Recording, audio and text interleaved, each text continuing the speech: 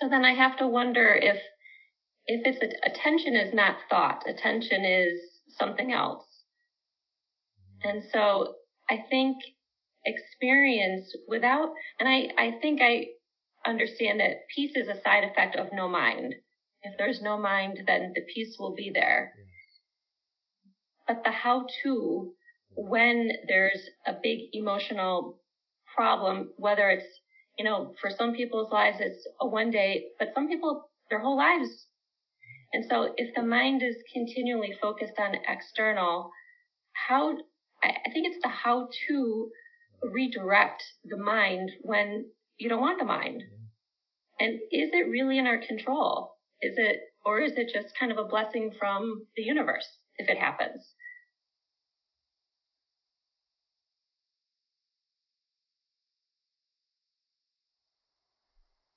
So you brought up a couple things in that. What is attention? It's a really valid question. Because attention is a focusing of awareness. It's the focusing of ourself, of being, which is different than the contemplation of the mind. You don't need your mind to attend, to be aware of something. Okay? Attention, if there is one word in all of this, it is attention. Where is your attention?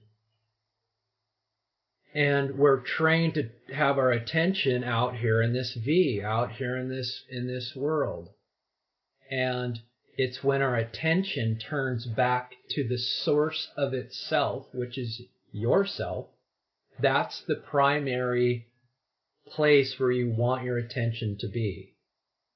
And we'll come back to this a little bit more in detail, but that was a really good question. Because that's literally everything. Where is your attention? The how-to. The means to obtain it is what makes this the most profound. This ancient message from India. And that is self-investigation. It's self-inquiry. So let me fill you in here a little bit about the difference between like meditation and self-inquiry.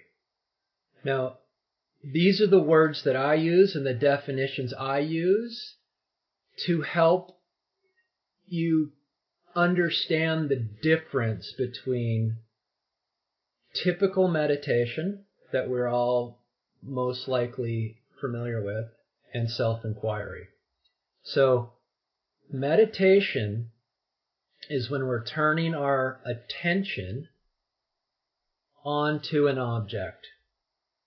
Okay? In meditation, it could be mindfulness, where we're trying to calm our mind, so we're turning our attention to our mind and we're watching thoughts and we're letting them go, or whatever practice we do for mindfulness. There could be breath work, where we focus on the breath, right, and trying to calm that down. There could be mantra meditation, right, repeating a nonsensical word and it drifts you back into self. It could be japa, where you're just repeating the name of a deity over and over again. But on all of these that I just mentioned, you're turning your attention onto an object. Your mind is an object. Your breath is an object. The sound from japa or chanting is an object. And even mantra-based, even if it's non-verbal, you're still focusing on a non-verbal word in your head.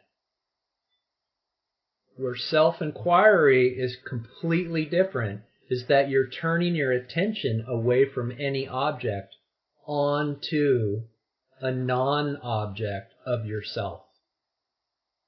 It's like I mentioned earlier, this is completely obvious that it's here, yet it's not a thing. It's a non-objective, I'm going to say thing, but it's not a thing. It's an experience. It's a direct experience of yourself. So the how-to is understanding and learning how to turn your attention away from everything we've been trained to turn our attention to, our mind, our breath, our thoughts, our sounds, and turning it back onto yourself. So that's the how-to. The difference between these two is that meditation does work temporarily. We can't deny that mindfulness or chanting or mantra, it does work. But what happens is there's two ways to subside a mind. One is known as manalaya, and manalaya it's a subsidence of mind. It's what we do every night when we sleep. Our brain waves, you could say, just die down and go to sleep or become very, very quiet. And in the morning, they just pop right back up and you're the same you as you were the night before. There's no change.